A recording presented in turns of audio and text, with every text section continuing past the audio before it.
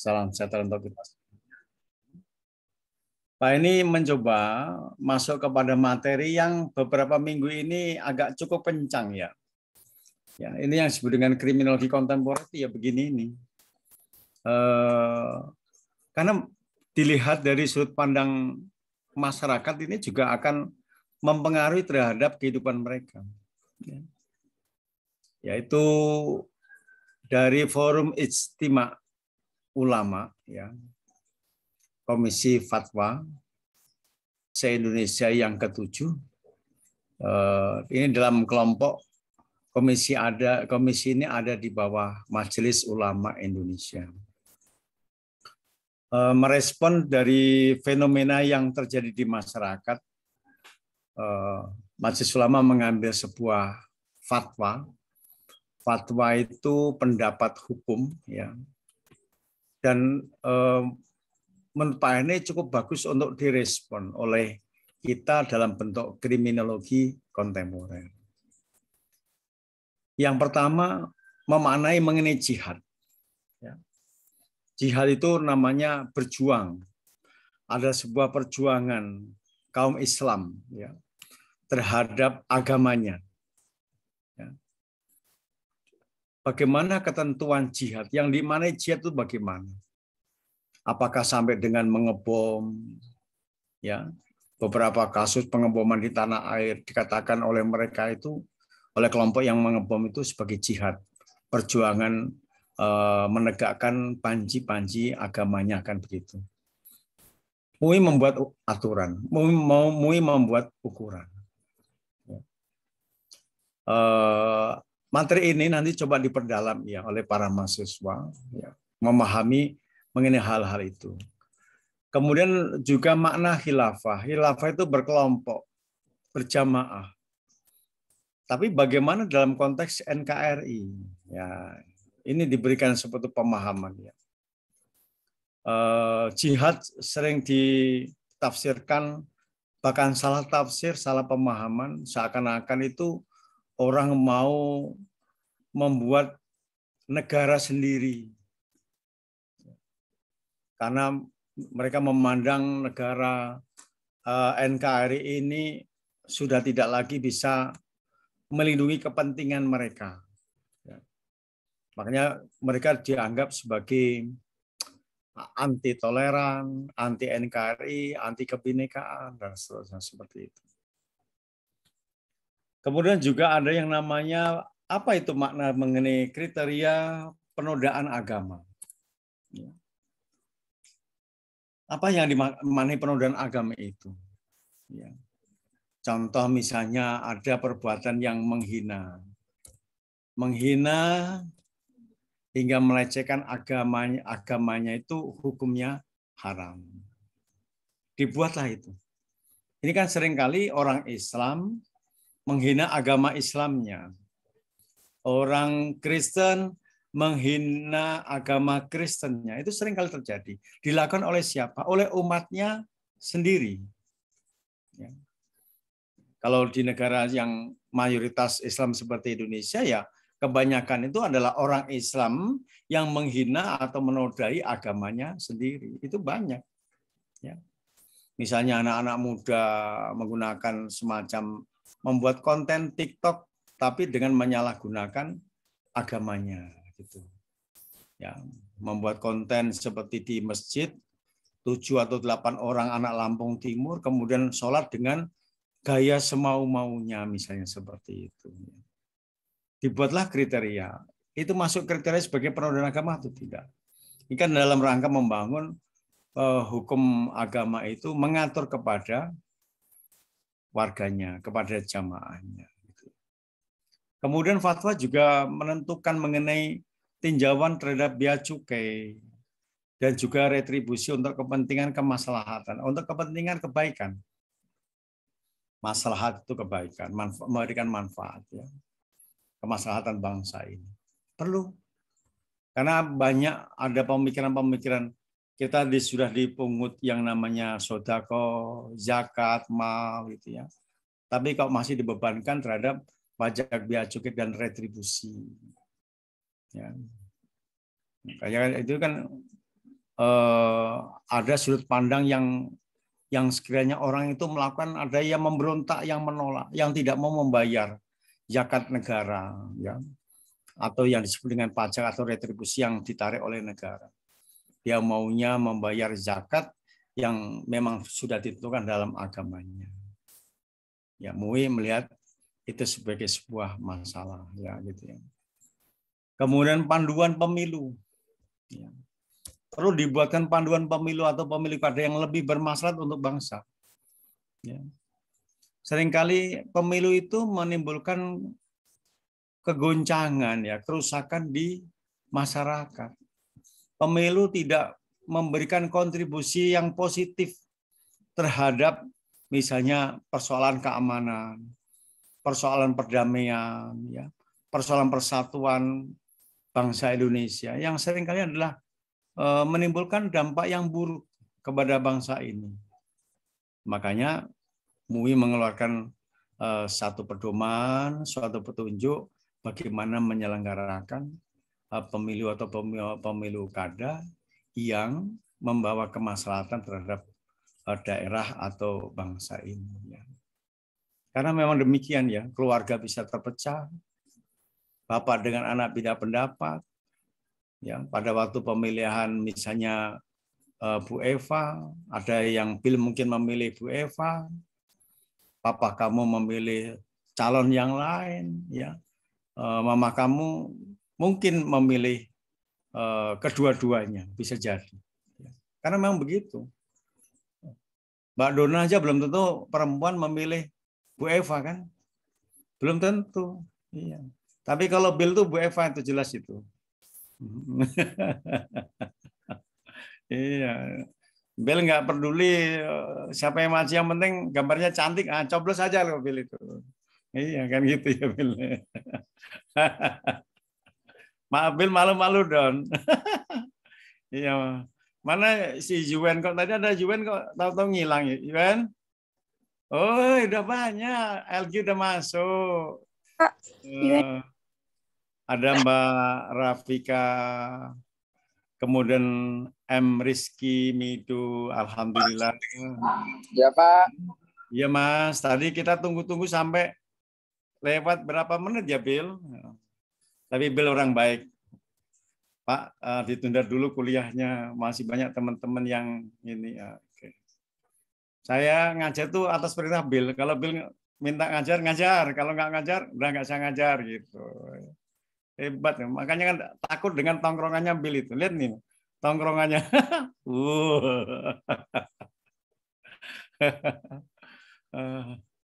Wajah Batak, ya, wajah keluarga ayah kamu apa Bill? Marganya Bill? Sihotang Pak. Sihotang ya. Nama lengkap ayah kamu siapa Bill? Johnson Sihotang Pak. Hanya Johnson Sihotang aja. Gelarnya enggak, iya Pak, gelarnya. Kan biasanya namanya agak panjang, kayak kamu kan Bill Clinton Sihotang kan gitu, agak panjang gitu. Enggak Pak, tapi kan? Johnson Sihotang. Kalau adik kamu Hillary bla bla bla Boru Sihotang. Boru nanti. Ya Bill, nanti cari jodoh yang tidak boleh satu marga loh Bill. Ya kan gitu, harus itu. Baik, kemudian apalagi distribusi lahan untuk pemerataan dan kemaslahatan itu seringkali sekarang ini jadi tumpang tindih. Bahkan menjadi kacau. Ya, orang Lampung tinggal di Lampung tapi nggak punya tanah di Lampung. Tanahnya dimiliki oleh orang Jakarta. Itu banyak. Di Sukarame, tanah yang dikiranya orang terlantar, nggak ada yang punya, ternyata miliknya orang Jakarta. Ya. Tanah sekarang ini banyak dimiliki oleh pengusaha-pengusaha Cina. Ya. Orang Batak sedikit, orang Jawa sedikit. Ya, ini kenyataan. Orang Cina memiliki tanah sampai 110 hektar dibiarkan oleh negara. Ya. Kerusakan itu bisa jadi bukan karena perilaku yang rakus untuk memiliki tanah, tidak. Tapi karena dilanggarnya peraturan itu sendiri. negara melalui Badan Pertanahan, ya, itu yang membantu terjadinya kerusakan di Indonesia. Ya, terbukti beberapa perkara yang Pak Eni ikut menangani itu. Kok bisa satu orang memiliki 150 hektar tanah? Padahal ketentuan perundang-undangnya tidak membolehkan itu, dan BPN tahu. Ini yang menjadi rusak itu karena aparat sendiri itu mau dibohongin, mau ditipu oleh orang-orang tertentu yang memang ingin menguasai tanah. Di daerah Lematang, di daerah pasir itu semua itu hampir dikatakan tanah-tanah di tahun 70-an itu dijual dengan harga yang untuk harga sekarang itu ya sangat murah. Pak ini juga gimana kok bisa BPN membolehkan penjualan tanah semacam itu? Ketentuannya dilonggarkan, ketentuannya difleksibelkan, diplesetkan kemana-mana. Nah kemudian nanti yang ngajarin juga BPN. Pada waktu disertifikatkan, Bapak tidak boleh banyak-banyak. Pakai namanya saja saudaranya. Nggak taunya saudaranya itu berkhianat. Yang hanya dipakai namanya mengaku sebagai pemilik tanah karena terbukti sertifikat itu atas nama dia. Ujungnya apa? Antar keluarga ribut. Ya, beberapa bulan yang lalu Pak Eni kan menjadi saksi ahli Pak Eni, Pak Marjo, dan Bu Rohaini ya dari hukum tanah, hukum pidana sama dari hukum kenotariatan. Hancur kalau negara begini, Bill. Benar. Ya. Saya nggak mengatakan itu masalah suku, masalah bangsa atau apa itu. Ya, kerakusan itu juga terjadi antara si pembeli tanah dengan aparat pemerintah. Ya, kondisinya seperti ini. Ya, jangan salahkan kalau sekarang papanya Bill masih bisa menyediakan tanah, baik tanah di rumah maupun di depan rumah maupun di mana gitu. Tapi suatu saat kita punya uang nggak bisa beli tanah. Dan kita diatur oleh mereka. Hidup kita misalnya di kondominium, di apartemen, atau apa yang namanya itu yang di pinggir-pinggir pantai itu apa? Rusun, rumah susun. Iya, lama-kelamaan kita ini nggak punya tanah. Yang kita miliki adalah bangunan. Makanya yang keluar bukan hak milik tanah, tapi hak guna bangunan. Ini yang terjadi. Ya. Karena distribusi lahan untuk pemerataan ini dan kemasan itu nggak ada. Ya, walaupun ini mungkin agak langkah terlambat dari MUI, tapi kita bersyukur mereka merespon mengenai persoalan yang selama ini kita diamkan. Ya.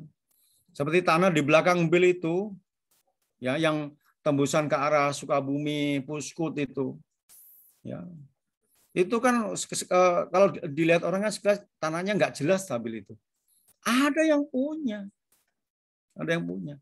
Dulu mungkin Bill itu juga pernah, papa kamu itu mungkin pernah ribut itu karena tanah dari Surya ke belakang tanahnya Om Roni, tahu kan Om Roni sampingmu itu?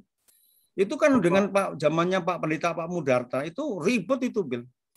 Satu tanah itu ada 4 sertifikat yang di sebelahmu itu, Bill. Iya Pak, yang makanya, di seberang rumah saya. Apa? Yang di seberang rumah saya ini Pak. Oh, yang dibuat untuk kafe itu ya? Iya, yang buat untuk kafe itu Pak. Mungkin itu daripada orang nggak tahan ribut, lebih baik dijual. Seperti teman Pak Heni, Pak Dwi Priyono itu juga sama, capek ngurusin tanah di situ Pak Heni kalau nggak cerita itu. Kita udah mau bangun, tahu-tahu orang datang nyodorkan sertifikat. Lagi nanti orang datang sertifikat lagi. Satu tanah 4 sertifikat. Kok bisa dikeluarkan oleh BPN? Ini harus ada reformasi, revolusi di dalam tubuh BPN. Kok bisa tanah di Indonesia ini semuanya sudah terdata. Semuanya ada sumber datanya, ada. Bahkan untuk mengukur tanah sekarang mungkin BPN tidak perlu menurunkan tim. Cukup dilihat dari titik mana. Kan di setiap daerah itu punya titiknya itu. Tinggal nanti diukur. Secara komputerized itu tidak akan mengalami kesalahan. Tapi kenyataan di lapangan, persoalan tanah ini menjadi persoalan yang sangat luar biasa. Hati-hati kalian yang nanti beli tanah beli rumah di perumahan-perumahan itu, pastikan dulu tanahnya ada pemiliknya, meskipun untuk sementara itu yang dikeluarkan adalah sertifikat hak guna bangunan HGB. Nanti setelah selesai masa pembayaran baru bisa dialihkan. Pastikan pada waktu mengalihkan itu tanah bisa dimiliki secara hak milik. Ini. Alhamdulillah rumah Pak Heni ini ya sudah, alhamdulillah lah, di belakang perumahan Bill itu. Nah, selesai persoalan. Ya, Pak Heni udah sertifikat. Karena pada begitu selesai pembayaran kredit, Pak Heni segerakan mensertifikatkan tanah. Mahal memang. Tapi ya nggak apa-apa, sekarang udah berbentuk sertifikat. Alhamdulillah kan. Makanya MUI ini ya, ini menjadi sebuah ilmu kriminal sebetulnya. Kriminologi itu kan ilmu mengenai kriminal. Itu akan berpotensi menjadi sebuah tumburan-tumburan kepentingan. Ya. Kalau misalnya si developernya nggak bisa menyediakan mengenai aspek jaminan hukumnya, kepastian hukum mengenai hak tanah, ini juga berbahaya. Ya. Oke, berikutnya yang sekarang lagi muncul, orang-orang muda suka pinjaman pakai online, mudah mendapatkannya, tapi nggak mau bayar. Nah ini satu fenomena ini. Saya kalau beberapa tempat itu ketemu dengan orang nila, kita pas nyari misalnya mau dipakai untuk mahasiswa KKN kebangsaan waktu itu. Lu ketemu dengan orang Unil 3 orang, ngomongnya bisi-bisi tapi terima duit. Saya nanya, kalau dia pulang, sana, ini tempat apa Mbak? Peminjaman online? Iya Pak. Sampai berapa batasnya bisa pinjam? Oh Pak, kalau Bapak betul ya bisa ratusan juta. Berapa lama prosesnya? Nggak usah lama-lama Pak, bisa 1-2 jam Pak, itu luar biasa gitu. Ya. Hati-hati yang tukang main game itu, Bill. Ya, hati-hati. Saya sering mengingatkan yang mentang-mentang punya ATM, punya nomor ini rekeningnya itu tinggal bagi-bagi itu. Hati-hati. Di daerah Kampung Pahen itu ada anak muda yang menggunakan uang koperasi itu ratusan juta. Itu hanya dalam waktu beberapa bulan. Kemudian tetangga lagi sampai orang tuanya membayar hutang anaknya itu menjual truk itu. Katanya nggak cuma satu, lebih dari satu. Hati-hati betul itu ya, yang suka main online itu, adalah tidur nyenyak, nggak usah sampai jam 3 pagi hanya gara-gara kesenangan main judi online, ya, main game online gitu ya. Kalau kesenangan itu udah tercampur dengan uang, nggak jauh beda dengan orang-orang tua kita yang ada yang main judi, ya itu. Kadang-kadang 3 hari meninggalkan anak istri, duduk berempat, asik aja. Makan tinggal minta, iya kan. Minum tinggal minta, gitu. Inilah yang namanya bangunan-bangunan. Kenapa sampai kadang-kadang pengelola agama itu memperhatikan seperti itu. Ya kayak misalnya contoh yang ke-7 ini, hukum pinjaman online. Dikatakan mengandung riba, maka hukumnya haram. Demikian pula dengan pinjaman offline, meski dilakukan atas dasar kerelaan, umat Islam harus memilih jasa layanan keuangan yang sesuai dengan prinsip syariah. Karena persoalannya ada pelanggaran mengenai prinsip-prinsip syariah Islam. Ya. Ini perlu diperhatikan.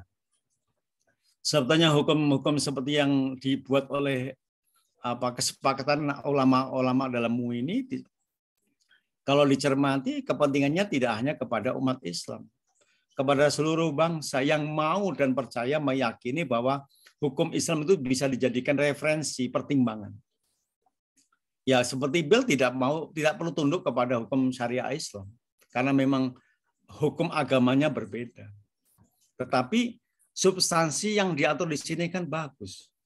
Kalau Bill mau menggunakan jihad, perang salib, misalnya perang salib yang sudah terjadi kan salib pertama dan kedua.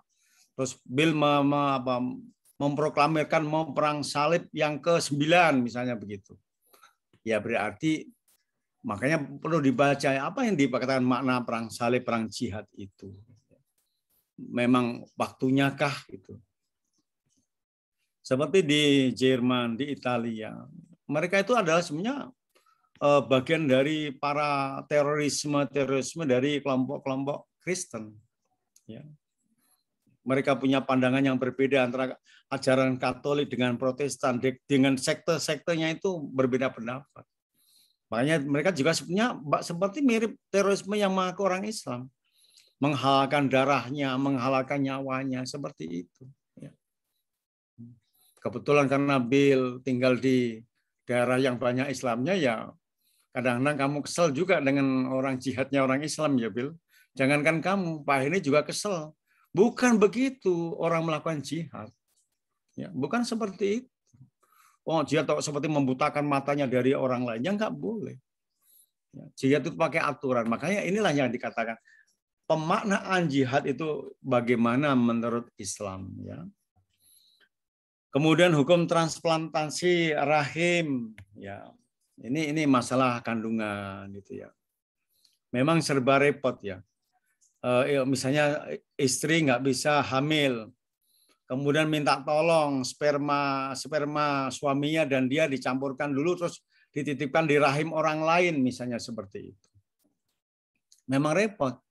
Bisa jadi nanti karena ibunya itu merasa mengandung 9 bulan 10 hari, melahirkan itu juga sangat kesakitan, kemudian dia nggak mau melepaskan karena dianggap sebagai anak dia, anaknya.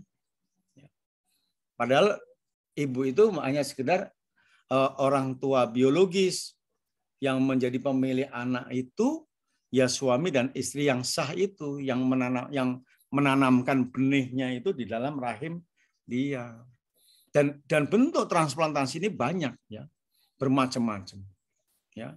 Ada sperma dari sang suaminya, kemudian menggunakan sel telur dari orang yang dirahimi. Itu nggak boleh. Itu zina namanya. Zina itu dilarang oleh agama. Itu yang perlu dipahami ya. Jadi ada yang transplantasi yang halal, yang diperbolehkan, tapi juga ada transplantasi yang haram itu. Oke. Baik ya. Kemudian yang lebih baru lagi ya. Nah, ini barusan tadi buka mengenai uang kripto, uang cryptocurrency. Ini sebetulnya uang kripto itu kalau Pak ini baca sejak Perang Dunia Kedua sudah ada. Tapi menjadi alat penukaran ya yang dilakukan hanya sedikit orang. Karena memang uang cryptocurrency itu terjaga kerahasiaannya, tertutup itu. Tertutup hanya untuk kalangan tertentu. Penggunaan kripto sebagai mata uang digital hukumnya haram karena kripto dinilai tidak memenuhi sil'ah secara syar'i. Kripto disebut mengandung horor, doror, dan bertentangan dengan Undang-Undang Nomor 7 Tahun 2000 serta Peraturan Bank Indonesia Nomor 17 Tahun 2015. Ya, mata uang kripto adalah mata uang virtual yang dilindungi oleh kode rahasia. Ya. Cryptocurrency atau kripto adalah mata uang yang tengah populer dalam beberapa tahun terakhir. Ya, orang kita ini kan juga begitu ya. Asal sesuatu yang baru pasti, walaupun sejelek apapun, pasti ada yang ikut. Wong sejelek-jeleknya artis Korea yang laki-laki yang kayak banci-banci gitu aja banyak orang yang mohon maaf ya orang Indonesia yang kesengsem dengan kebencian mereka. Wong laki-laki wajahnya sampai terlalu mulus, nggak ada kerutan, nggak ada guratan. Makanya lebih menurut saya Pak ini ya lebih ganteng Bill daripada orang Korea itu. Nggak salah nanti Mbak Dona atau Mbak siapa itu tertarik kepada kamu, karena kamu lebih kelihatan pejantan tangguhnya daripada kebanci-banciannya orang Korea. Itulah kalau contoh yang di TV itu. Makanya saya sering mengatakan alangkah bodohnya ya. Hanya ingin menjual barang menggunakan jasa promosi orang Korea. Loh nggak apa-apa kalau perempuannya itu cantik, tinggi kayak kakinya kayak pakai bambu-bambu itu lencing-lencing gitu. Nggak apa-apa kalau itu perempuan. masih kelihatan cantik ya. Perempuan kok menyerupai kayak boneka Barbie gitu. Kalau buat orang Indonesia itu nggak seni, apalagi buat orang Korea itu terlalu kurus, tidak mau makan itu, kayak ayam kurang kurang umur itu nanti. Cari orang Indonesia aja, Bill. Cari orang Korea udah jauh. Bill, kata Ibu, Bill udah punya katanya. Oh, Bill udah punya gitu ya. Makanya lebih cintailah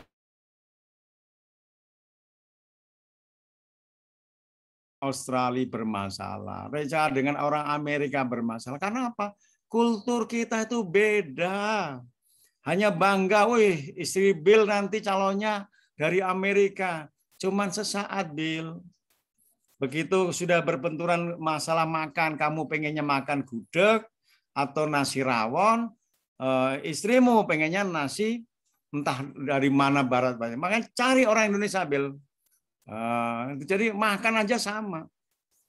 Ya, tempat tidur yang dipilih ukiran Jepara sama.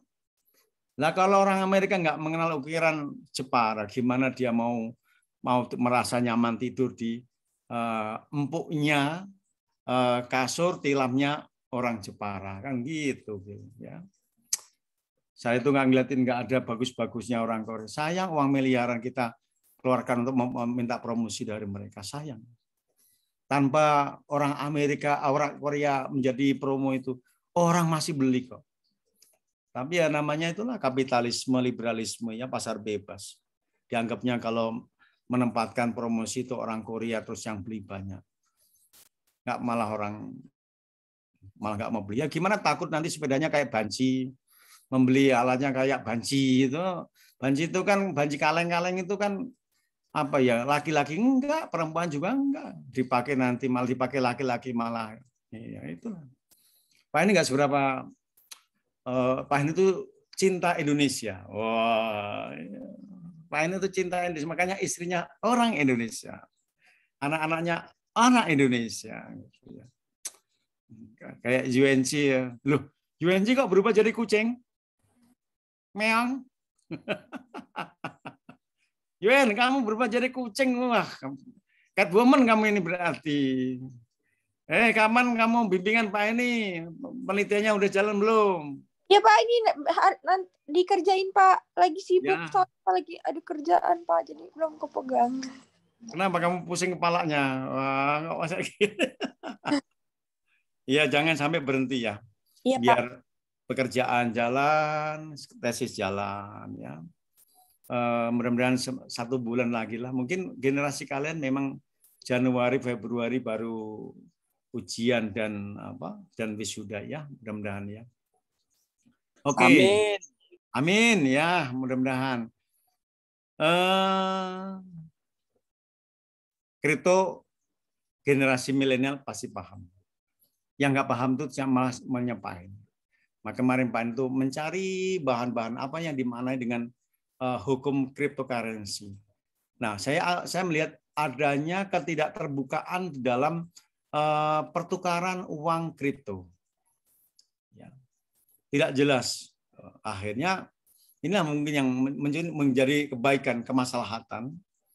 Yang namanya uang currency itu dikatakan sebagai hukumnya haram karena tidak memenuhi syariah di dalam Islam gitu ya. Berikutnya, penyaluran dana zakat dalam bentuk kardun hasan, hukum zakat perusahaan, hukum zakat saham, ya, harus diatur agar memenuhi syariahnya. Ya seperti dana zakat itu ya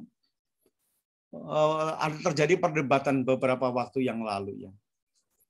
Seakan-akan begitu berbelitnya zakat itu dibayarkan.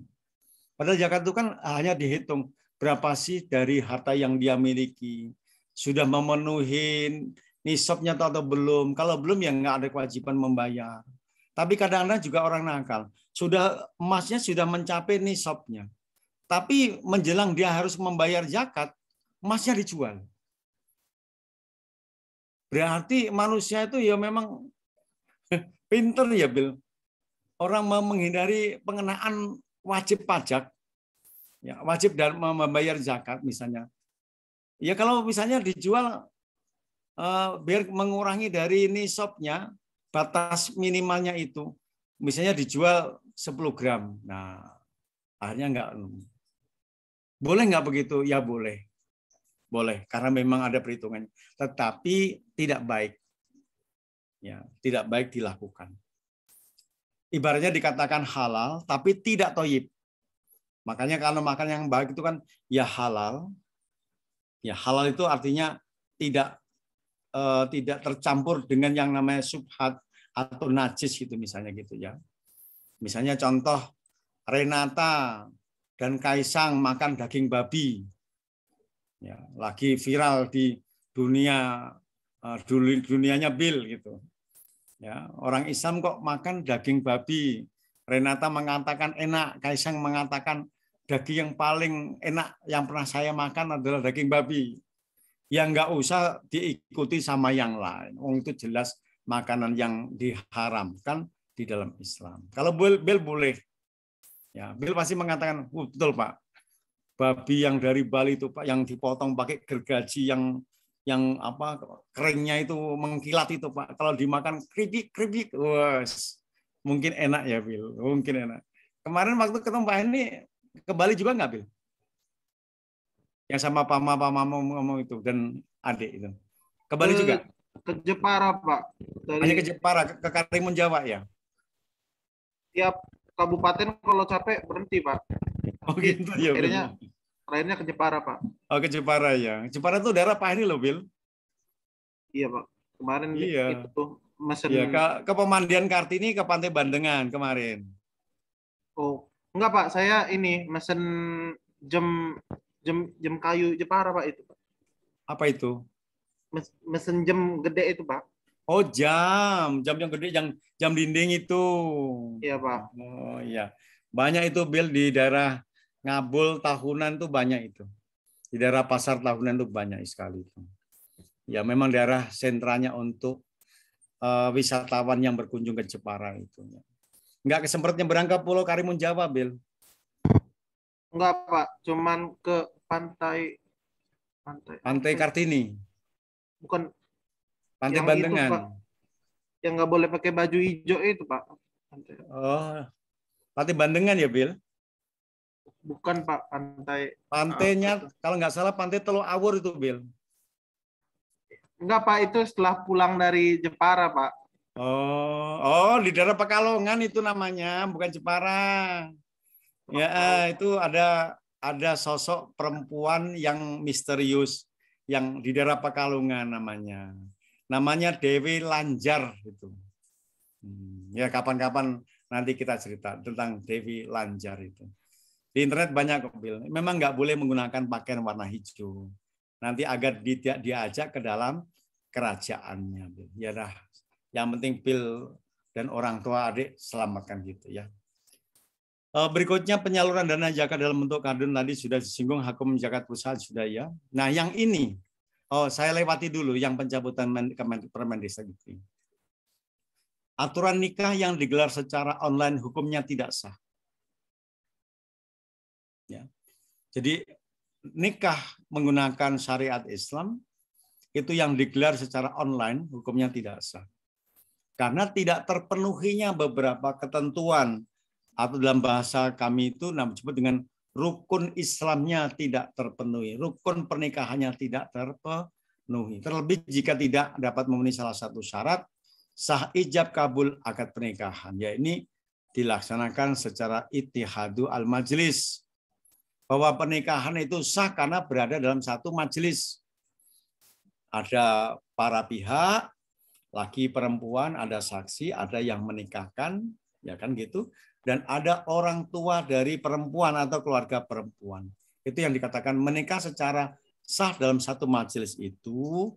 Ada yuwen sebagai pihak mempelai perempuan, ada laki, calon lakinya itu, ada para saksi dua, dan ada orang tua laki yuwen, atau kakak laki atau adik laki yang sudah balik. Nah, ada yang menikahkan, ada penghulunya. Itu yang dikatakan berada dalam satu majelis. kemudian dibacakan lafalnya itu harus sarih, jelas. Lakinya menyatakan bla bla bla bla bla, terus nanti disampaikan oleh para yang ada di situ, terutama saksi. Apakah sah? Sah, kayak gitu. Baru itu. Kemudian dengan itisal, tersambung antara ijab dan qabul secara langsung, ada diijabkan, kemudian dijawab ya secara langsung. Tidak boleh direkam. Dia ijab kabul itu harus disampaikan secara langsung. Tapi kan pernah ada perkawinan yang direkam karena laki-lakinya nggak memungkinkan untuk menikah secara langsung, secara online, tetapi tidak terpenuhi. Makanya dikatakan perkawinannya itu yang secara online itu menjadi tidak sah. Jika calon mempelai pria dan wanita tidak berada dalam satu tempat secara fisik, maka ijab kabul dapat dilakukan dengan cara takwil, ya, atau mewakilkan, boleh diwakilkan. Ya, misalnya yang berada di samping Yuen nanti bukan suaminya, calon suaminya, tapi misalnya adik suaminya, ya, atau kakak suaminya, itu boleh malah lebih bagus begitu. Namun apabila para pihak tidak bisa hadir atau tidak diwakilkan, maka pelaksanaan akad nikah secara online dapat dilakukan dengan syarat adanya ittihadul majlis. Bisa tidak dibuat misalnya kayak peradilan semu itu seakan-akan semuanya hadir dalam satu persidangan, menggunakan video call atau telepon secara konferensi. Apakah memungkinkan diuji di situ? Yang di sana juga ada saksinya, di sini ada saksinya itu. Ya. Kemudian dibacakan lafaznya itu sari, ya, bisa. Nah, makanya syarat-syarat ittihadul majlis lafaz yang sering ditandai dengan beberapa hal, yakni wali nikah, adanya wali nikah, calon pengantin, dan 2 orang saksi. Dipastikan terhubung melalui jaring virtual meliputi suara dan gambar. Suara dan gambar. Kalau pernah mengikuti telekonferensi, pernah mengikuti peradilan persidangan peradilan pengadilan negeri secara online, nah itu gambarannya seperti itu. Jadi hakimnya jelas mendengar, jaksanya juga jelas mendengar, penasihat hukum mendengar, terdakwanya mendengar, seperti itu dalam satu majelis itu.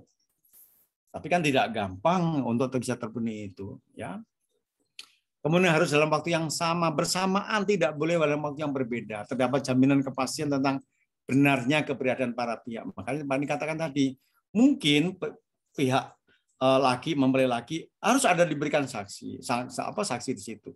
Pihak dari pengantin perempuan juga ada. Di situ juga ada saksinya, saksi perempuan, saksi laki-laki. Makanya kan saksi itu 2, yang mewakili dari mempelai pria 1, yang mewakili dari mempelai perempuan 1. Ya. Kemudian dijamin bahwa mereka itu benar-benar ada, jangan bohong-bohongan. Yang memvalidasi itu ada. Makanya di dalam pengadilan online itu kan juga ada yang memvalidasi. Ya.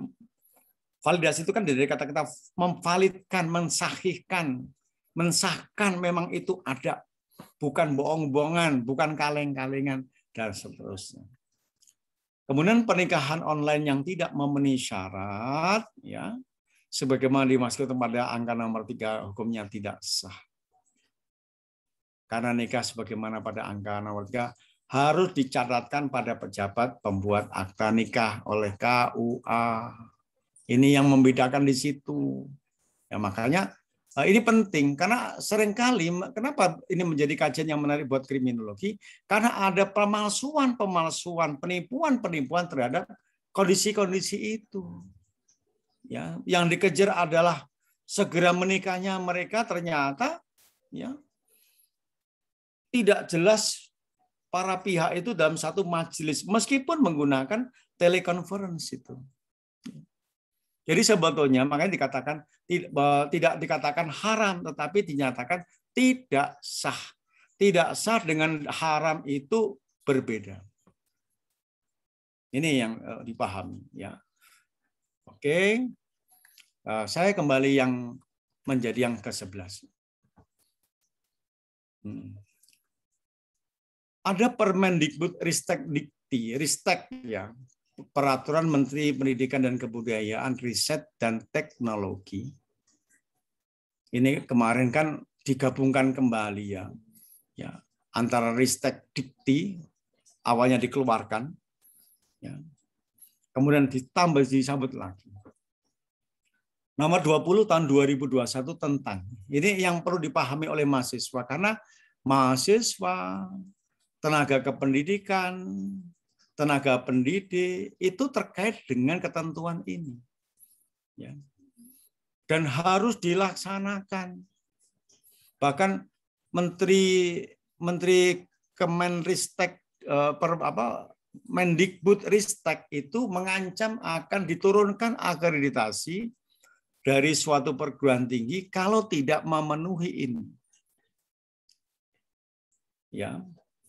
Nah, ketentuan ini yang mengenai pencegahan dan penanganan kekerasan seksual di lingkungan perguruan tinggi itu merespon terjadi secara signifikan angka pelanggaran, angka kejahatan mengenai kekerasan seksual. Kampus di UIN ada, di Unila ada, di kampus-kampus yang lain ada. Bahkan menjadi hidden number, dark crime. Ya, hidden number itu artinya ada kejahatan itu, tapi diselesaikan dengan cara-cara yang mungkin tidak elegan. Ya, menekan terhadap korban, terutama perempuan, mahasiswa perempuan tadi. Diakui bahwa itu tidak terjadi, kemudian dibuatkan di dalam sebuah surat keterangan pernyataan bahwa tidak terjadi begini dan seterusnya, itu banyak. Diselesaikan dengan cara-cara yang tidak memiliki kearifan lokal, tidak restoratif justice, karena apa? Menafikan terhadap korban. Ya. Banyak sekali seperti di FKIP ini kasus-kasus seperti itu cukup banyak. Makanya Pak Menteri, Mas Menteri itu mengeluarkan ketentuan ini tuh karena ada dasarnya, yaitu adanya kekerasan seksual.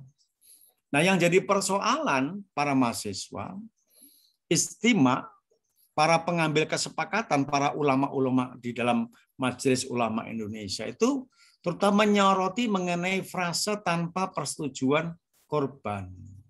Nah, karena ada frase inilah geger di dunia maya, di dunia internet. Nah, bagaimana kalau ada persetujuan korban, memang korbannya mau, ya maaf ya, melalui terjadi hubungan seksual, entah dengan yang bersifat mencium, meraba, atau sampai dengan berhubungan seks ya antara dosennya dengan ini. Dosen ini juga bisa laki-laki, bisa perempuan. Jangan hanya dikira dosen itu laki-laki yang memaksa kekerasan terhadap korban perempuan, tapi juga ada dosen perempuan yang memaksa laki-laki tadi. Ada yang dibawa ke rumah karena suaminya tidak di rumah, misalnya bekerja pisah kota, misalnya seperti itu. Pernah kejadian kan, dosennya yang laki-laki ke Amerika, kemudian istrinya berhubungan dengan bekas mahasiswa suaminya, dan seterusnya. Banyak kejadian seperti itu. Nah, sebetulnya kemarin di bagian hukum pidana, ya, kita menyelenggarakan diskusi membicarakan ini, tema ini. Nah, kata tanpa persetujuan korban ini sebetulnya sudah diberikan penjelasan. Ini sebagai sebuah eksepsional. Sehingga rekomendasi kami sebetulnya peraturan ini layak dijalankan. Baik ada persetujuan maupun tidak ada persetujuan. Tetapi akan menjadi lebih baik kalau ada revisi. Sudah diberlakukan, kemudian ada revisi, yaitu mencabut kata-kata tanpa persetujuan korban. Karena sebenarnya kata ini kan kata-kata orang liberal, orang kapitalis. Ya. Seakan-akan kalau ada persetujuan korban itu, mereka melakukan sesuai dengan kebebasan hak asasi manusia masing-masing. Ya. Tapi kalau itu dilakukan oleh insan-insan yang ada dalam kampus, itu pun dinyatakan tidak baik. Makanya kita gunakan kearifan lokal. Moral yang kita pakai adalah moralnya orang Indonesia, bukan moralnya orang Barat. Kalau orang Barat itu kan begitu mereka terjadi kesepakatan, udah selesai urusan dunia itu. Apalagi kalau misalnya usianya di atas 21 tahun. Udah menjadi Summon Leven. Apa Summon Leven itu, Bill? Heaven, Pak. Surga. Summon Leven itu apa? Surga, Pak. Hah? Someone heaven, Pak. Apa itu? Kumpul Surga, Pak. kebo. Kumpul kebo. Kumpul kebo itu artinya hidupnya seorang laki-laki dengan seorang perempuan yang sudah berumur dalam satu rumah tanpa adanya ikatan perkawinan. Itu namanya kumpul sapi, kumpul kambing, kumpul kebo. Ya. Kumpul itu. Kita budaya kita nggak menganut itu. Walaupun pun ada, tapi bukan dari kearifan lokal suatu bangsa atau suku bangsa. Ya, jadi seperti itu. Nggak perlu harus diperjelas dengan persetujuan korban atau tanpa persetujuan korban. Itu menunjukkan bahwa Permendikbud-Ristek ini dipengaruhi oleh paham kapitalis, paham liberalis, ya. Bukan pahamnya Pancasilais, tidak. Tidak perlu harus ada tanpa persetujuan korban. Namanya perbuatan kekerasan seksual antara laki-laki perempuan, salah satunya dosen atau pegawai, yang korbannya adalah mahasiswa atau mahasiswi, itu sudah masuk kategori kekerasan seksual. Ya, jadi ini ya. Tetapi ini sebetulnya sebuah pemikiran yang ditujukan kepada peraturan itu adalah di sini, para ulama menilai bahwa frase itu bertentangan dengan nilai syariat. Betul. Nggak ada agama yang memberikan izin kepada umatnya itu untuk berhubungan tanpa ada ikatan pernikahan. Tidak harus ada persetujuan atau penolakan. Kalau perbuatan itu ya jelas perbuatan dosa. Makanya dalam nilai syariat, nilai Pancasila terutama ketuhanan, itu juga mengatur mengenai itu. Undang-undang dasar, peraturan undang-undang lainnya, dan nilai-nilai budaya bangsa Indonesia yang disebut dengan kearifan lokal tadi. Sehingga Istimewa meminta agar belait ketentuan itu dicabut atau setidak-tidaknya dievaluasi atau direvisi agar tidak menimbulkan kegaduhan. Dan ketentuan ini dibuat oleh ahlinya, yaitu ahli hukum. Kemudian menggunakan kearifan lokal ya di dalam menyusun rumusan peraturan Permendikbud-Ristek itu sendiri. Itu, Bill. Jadi kalau kayak gini kan jelas ya. Nah, para mahasiswa, tugas untuk kalian coba mengambil inspirasi dari ketentuan yang Pak ini paparkan, terutama yang nomor 11. Bagaimana respon kalian, reaksi kalian, bagaimana telaah kalian terhadap Permendikbud-Ristek nomor 20 tahun 2021 tentang pencegahan dan penanganan kekerasan seksual di lingkungan perguruan tinggi. Silakan dibuat makalah yang bagus, ya, yang merupakan respon atau pengalaman pribadi di kampus itu. Kalau bimbingan dengan Pak Heni, bimbingan dengan Pak Marjo, bimbingan itu bagaimana sikap dosen dan penilaian kalian itu? Apakah merasa terganggu? Karena memang ada banyak perbuatan, termasuk guyonan itu udah nggak boleh lagi. Guyonan yang mengarah kepada masalah seks itu nggak boleh lagi. Ya, sebetulnya kalau ya pengalaman dari Pak Heni ya. Alhamdulillah lah kita ini terhindar dari hal-hal yang begitu. Nggak pernah kan UN Pak Heni atau Mas Bill kita bimbingan pernah Pak Heni ngomong-ngomong semacam itu. Kalian bisa menjadi saksi. Ya. Bimbingan Pak Heni yang cantik banyak, yang sedang juga banyak, yang ganteng juga banyak, ya. Yang jelek juga banyak. Tapi Pak Heni mencoba selalu bicaranya adalah dasar dari akademik. Ya untuk apa kita berbicara, kita pengen memiliki juga tidak, kita pengen merasakan juga tidak. pengen menikmati juga tidak. Lebih bagus ya sudah kita bicara mengenai tesis, ya tesis, berbicara skripsi, ya skripsi. Berbicara mengenai apa? Disertasi, ya kita bicara disertasi. Membicara begitu bisa sampai 2-3 jam, nggak perlu harus ada bumbuan. Makanya guyonan termasuk kategori itu. Nanti kamu lihat di dalam ketentuan ini, terutama pasal 5A, pasal 6, pasal 7. Kamu lihat bagaimana keterkaitan dengan kondisi yang terjadi di Unila. Kalian bisa memberikan satu kesaksian. Bill pernah mendengar dari teman perempuannya, ya Mbak Yuen, ya pernah mendengarkan dari teman lakinya. Ada nggak jadi korban semacam itu? Ya, nanti buat makalah inti 5-7 halaman. Ada cover depan, cover dalam, kata pengantar, daftar isi. Kemudian intinya 5-7 halaman. Kemudian diakhiri dengan adanya simpulan, jadi ada latar belakang, rumusan masalah, boleh metode penelitian, kemudian boleh menggunakan kerangka teori, terus uraian. Uraian minimal 4 lembar. Pembahasan, kemudian diakhiri dengan simpulan dan saran. Ditutup dengan referensi, ya. Jadi bisa antara 10 sampai 12 halaman. Tapi intinya adalah 5-7 halaman itu merupakan pembahasan, ya, dan sampai dengan simpulan.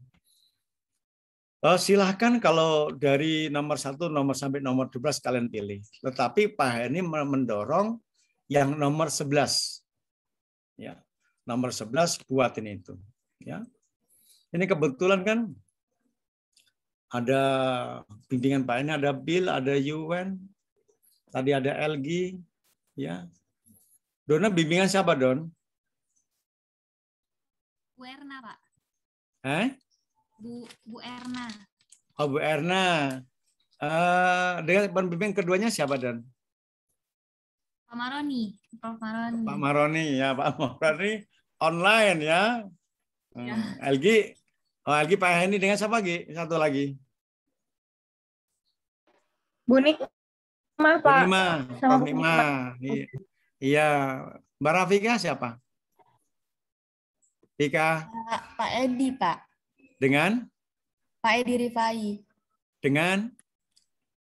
Pak Edi Rifai. Dengan siapa? Dengan Pak Edi Rifai, Pak. Sama Prof. Sanusi, Pak. Satunya.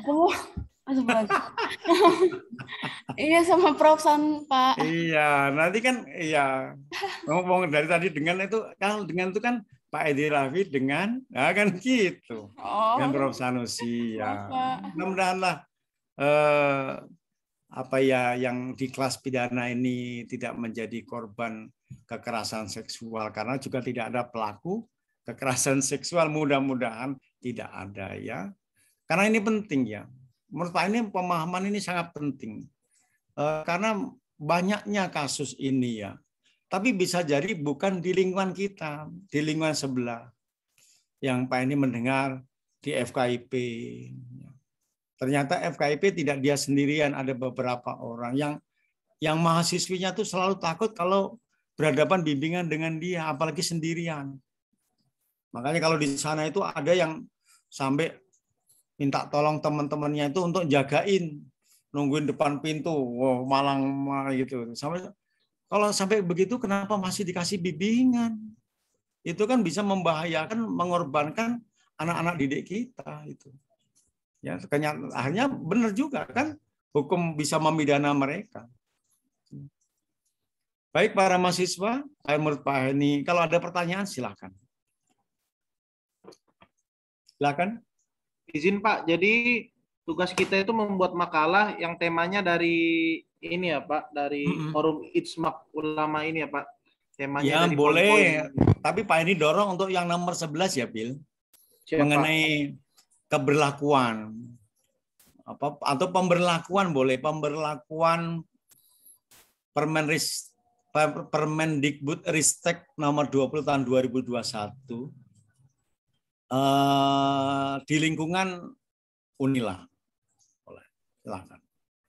Ya, buat jujur, yang sejujurnya, jadi buat bagus ya. Termasuk bagaimana kalau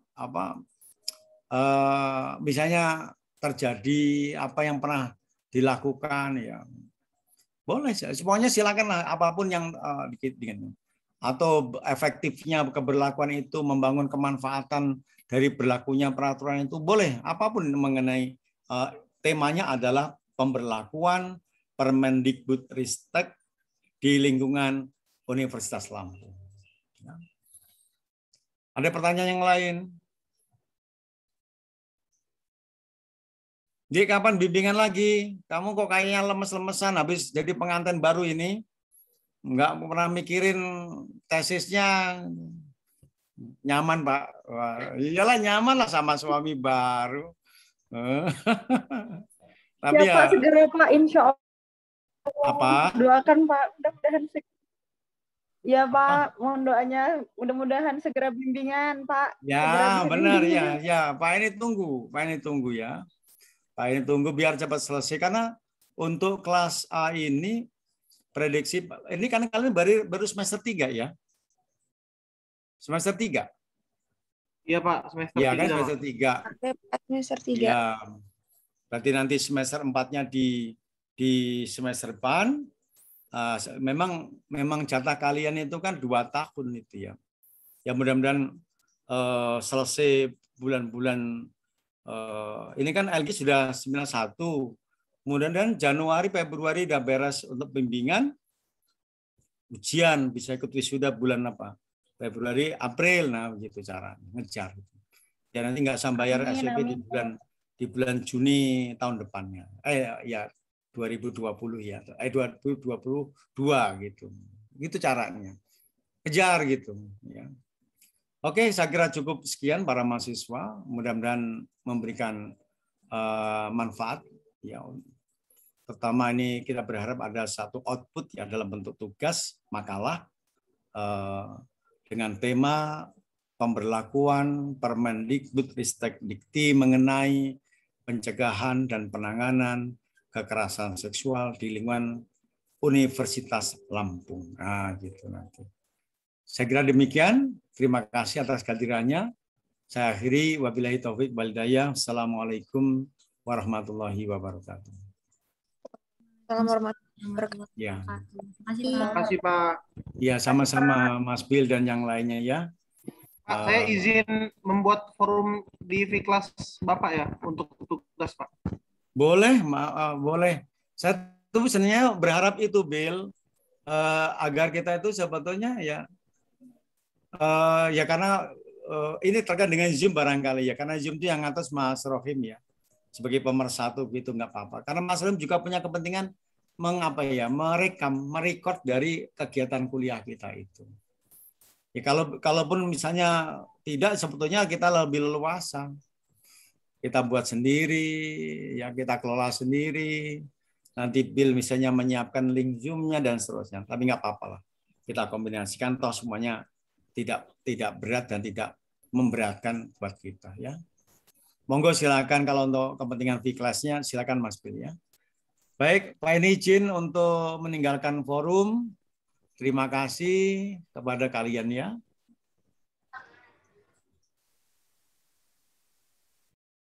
Bill, itu tadi isinya 5 halaman pakai daftar pustaka, cover, sama apa? Nggak usah pakai kata pengantar. Intinya pembahasan 5-7 halaman intinya dari Pak Heni. Nggak pakai kata pengantar kan? Nggak apa-apa, nggak pakai. Nomor 3 setiap poinnya. Gimana, Bill, Kak? gua ketahuan nggak, Bill? Telat, Bill. Nggak, tenang Bang, aman. Masih Bill. Ini nanti internasional Dona Rafika siap. Oke, sampai jumpa. Oke. Tapi gimana? Belum datang dia. Belum ini. Bill, masih ada kuliah nggak, Bill? Jam 4, Bang. Nanti aja, Bang. Oh, jam 4. Siap, Ya, Bill. Bang. Bu Nikmah, kata Bu Nikmah. Abang canggung katanya. Dulu kenal sama Bu Nikmah, jadi bimbingannya harus ketemu dulu. Abang udah ketemu beliau, Bang? Udah, Bil. Berkat Bil. Udah aman. Lanjut bimbingan, Bang. Bisa nggak kuliah kita makan-makan aja nggak? Jangan. Bang. Ya. Thanks ya. Bang. Yo semua. Yo.